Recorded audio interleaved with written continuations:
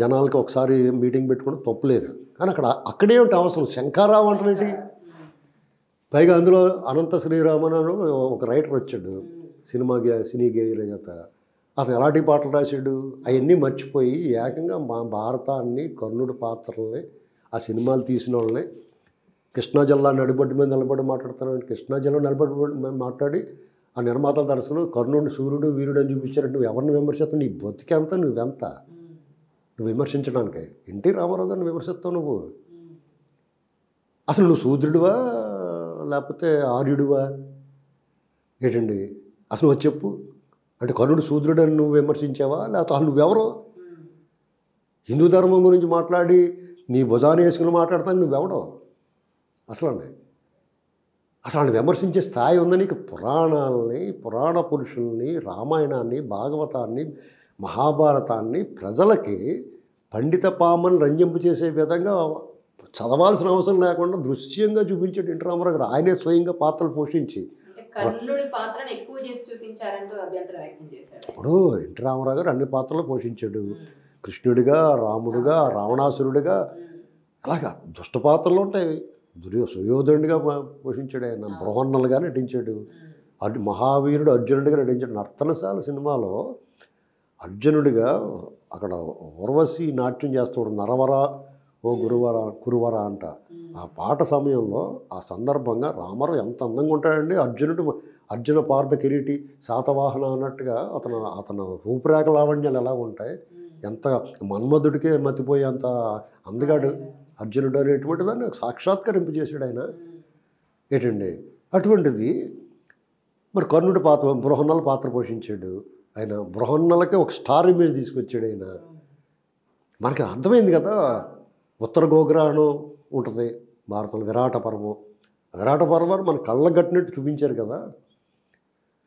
ఇలాంటప్పుడు ఆ పాత్రలో ఒక్కొక్క పాత్ర ఔచిత్యాన్ని, ఒక్కొక్క పాత్ర గొప్ప గుణాలని, సుగుణాలని ఆయన హైలైట్ చేసుకొని సినిమాలు తీసి ఉండొచ్చు. ఇప్పుడు సుయోధనుడు, రాజరాజు సుయోధనుడు దుర్మార్గుడేం కాదండి. అతను దుర్మార్గుడేం కాదండి, అసూయాపరుడు. మనిషిలో ఉన్న తమో గుణం ఏంటండి, కామ క్రోధ మదమాత్సర్యాల్లో ఒక దుర్గుణం. ఆ దుర్గుణం వల్ల అతను ఎలా చెడిపోయాడు అనేటువంటిది ఒక పాఠం కదా. తన సోదరుల పట్ల అసూయతో రగిలిపోవటం వల్ల అతనికి కురువంశం నాశనం అయిపోయింది. ఆ 100 మందికి తెద్దెలు ఇళ్ళే పెట్టాలి కదా. కౌరవులందరికీ తెద్దెలు ఇళ్ళే పెట్టి ఉంటారు కదా. పాండవులు బతుకున్న వాళ్ళు అటు ఇటు కూడా నష్టపోయారు కదా. మహాభారతం కానీ, భాగవతం కానీ, భగవద్గీత కానీ, రామాయణం కానీ మనకు ఒక కేస్ స్టడీస్ అండి. మన జీవనాన్ని మలుచుకోవడానికి పనికొచ్చే వాటిని అవి మనకి మార్గదర్శకాలు ఉంటాయండి. అందులో మనం యాస్టీస్గా అట్లా ఫాలో అయితే, అట్లా అర్థం చేసుకుని అందులో మంచిని తీసుకుని ఫాలో అయితే మన జీవితం, మనకన్నా ఉత్తమ పురుషుడు కానీ, ఉత్తమ లక్షణాలు ఉన్న మనిషి కానీ ఎవరు ఉండరండి. అది గమనించకుండా కర్ణుడు డెఫినెట్గా దానకర్ణుడు వీరుడు, సూర్యుడే. కర్ణుడు మహావీరుడు. అతన్ని జయించగలిగిన వాడు, అతన్ని నిర్జించగలిగిన వాడు, అతన్ని హతమార్చగలిగిన వాడు భారతం మొత్తం ఒకే ఒకడున్నాడు, అర్జునుడు. అలాగే అర్జునుడిని కూడా ఎదుర్కోగలిగిన వాడు, ఏవైనా చేయగలిగిన వాడు, అతన్ని తలపడగలిగిన వాడు కర్ణుడు మాత్రమే. కర్ణుడు దురదృష్టం ఏంటంటే అతను కూడా ఆ రాజవంశంలోనే పుట్టాడు. కుంతీదేవి కుమారుడు. అతను అందరికన్నా పెద్దోడు. అతను ఆవిడ వదిలేసింది. ఒక శూద్రుడు, రాధేయుడు అంటారు అతన్ని పెంచారు. విలువిద్యా పారంగతుడయ్యాడు. గురువు లేకపోయినా సరే, గురుముఖతంగా నేర్చుకోకపోయినా కానీ అతను సకల శాస్త్ర పారంగతుడయ్యాడు. అలాగే అనేక అస్త్రాలు సాధించడం కోసం ఋషులకి, అందరికీ, గురువులందరికీ సేవ చేశాడు. వాళ్ళు శాపం పెట్టేస్తే ఏం చేస్తాడు ఈయన ఏంటండి. ఇప్పుడు ఈ గురువు గారికి నిద్రాభంగం కలగకూడదని చెప్పేసి ఈయన తొడ మీద నిద్రిస్తుంటే ఇతనికి ఒక ఇంద్రుడు కపటం కుతంత్రంతో పురుగు రూపంలో వచ్చి అతను తొడ తొలిచేస్తే ఆ రక్తానికి, ఆ తడికి అతను మెలికొచ్చి అతనికి నువ్వు క్షత్రియుడు అయి ఉంటావు, బ్రాహ్మణ కుమారుడు కాదని చెప్పేసి శాపం పెట్టేయాడు. శూద్రుడు అయి ఉంటావు, నువ్వు ఎందుకు ఇలాగా దీన్ని భరించావని చెప్పి శాపం పెట్టేస్తాడు. నువ్వు ఇప్పుడు వరకు నేర్చుకున్నాయని నిర్వీర్యం అయిపోతావు. అంటే పరీక్షకి ప్రిపేర్ అయితే ఎగ్జామ్ రాసేటప్పుడు మర్చిపోయినట్టు అన్నమాట ఏంటండి.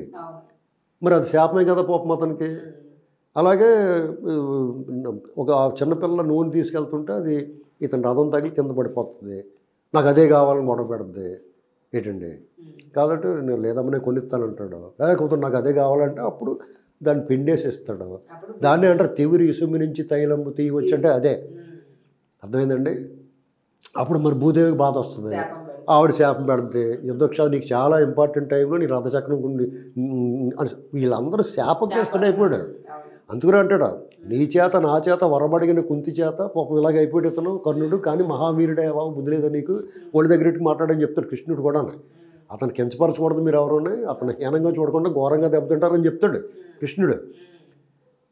ఇది సినిమాటిక్గా ఉన్నా ఎలా ఉన్నా పండిత పామర్లకు అర్థమయ్యేలాగా రాసిన భారతాన్ని నేను అట్ ది ఏజ్ ఆఫ్ 10, 9 అప్పుడే చదివాను నేను. ఏంటండి తర్వాత సినిమాల్లో అందరికీ అర్థమయ్యేలా చూపించారు. అందులో ఒక్కొక్కరు ఒక్కొక్క రకం చూపించి ఉండొచ్చు, కానీ అందులో కొన్ని అభిప్రాయ భేదాలు ఉండొచ్చు. కానీ నువ్వు దాన్ని ఎలాగా కర్ణుడు వెళ్ళని ఎలాగంటావు, కర్ణుడు గొప్పవాడు కాదని ఎలాగంటావు, నీ బతికెంత అసలు నువ్వెవడో హూ ఆర్ యూ. అక్కడ ఏముందని మీరు జగన్ చేసినప్పుడు మీరు ఎక్కడ పోయారు మీరు అంతా. అందులో ఎవరున్నారు అక్కడ మీ వేదిక మీద కమలానంద భారతి గారు లాంటి గొప్ప ఆయన ఉన్నాడు, సచ్చిదానంద గణపతి లాంటి ఒక మంచి వాళ్ళు ఉన్నారు. ఏంటండి కానీ అక్కడ ముచ్చెంతల్లో విగ్రహం స్థాపించిన చినజీరి స్వామి ఉన్నాడు. ఆంధ్రప్రదేశ్ను సర్వనాశనం చేసిన జగన్మోహన్ రెడ్డికి సహకరించిన కేసీఆర్కి అత్యంత ప్రియుడు ఆయన. నువ్వు ఎలా కీర్తిస్తావు ఆయన్ని, ఆయన మీ వేదిక ఎలా పంచుకుంటావు? జగన్మోహన్ రెడ్డిని ఏమన్నా తెలుసండి, చిన్నజీరి స్వామి మామూలుగానే సహజంగానే జగన్మోహన్ రెడ్డి చేతులు పిసుక్కుంటా ర్యాకెట్ రాగవలాగా జబర్దస్త్లో ర్యాకెట్ రాగవలా చేతులు పిసుక్కుంటా పొట్లాలు కట్టుకుంటా ఎరునవ్వులో కూడా పిచ్చుపులు చూస్తా వస్తాడు ఎక్కడికి వచ్చినా. అది చూసి అతను ఏమంటున్నాడు, చాలా వినయం విధేయత ఉంది, ఇతను మంచివాడు, ఉన్నత స్థానంలో ఉండి కూడా వినయంగా ఉంటున్నాడు, ఇటువంటి వాళ్ళు ఇంకా పైకి రావాలంటే ఎవరి మీద ఎక్కాలనుకుంటున్నాడు అతను. అంటే ఆ అతి వినయాన్ని దూరత లక్షణం అని తెలుసుకోలేడు. నువ్వు ఏ స్వామీజీ నువ్వు? అతను చేసిన అరాచకాలు నీకు తెలియదా? నువ్వు ఇంకేం తెలుసుకుని చెప్తావు, ప్రజలకు బోధిస్తావు? అతను హిందూ మతానికి ఎంత అపచారం చేయడో తెలియదా నీకు? అతను అన్యమతస్థుడు అని తెలియదా నీకు? ఏ రకమైన హిందూ మతం మీద దాడి జరిగిందో తెలియదు, నువ్వేం ఉద్ధరిస్తావు హిందూ మతాన్ని? కాబట్టి చిన్నజీయర్ స్వామీజీని మనం అతను అందులో లిస్టులోకి తీసేయాల. ఇంకొకడు ఉన్నాడు అక్కడ, స్వరూపానంద శిష్యుడు బుడ్డి మరచెంబు. స్వరూపానంద పాల తప్పేళ అయితే ఓ బుడ్డి మరచెంబులాంటి ఉంటాడు అతని పక్కనే. ఏంటండి అసలు వాళ్ళు స్వామీజీల కింద మీరు ఎలా అంగీకరిస్తున్నారు?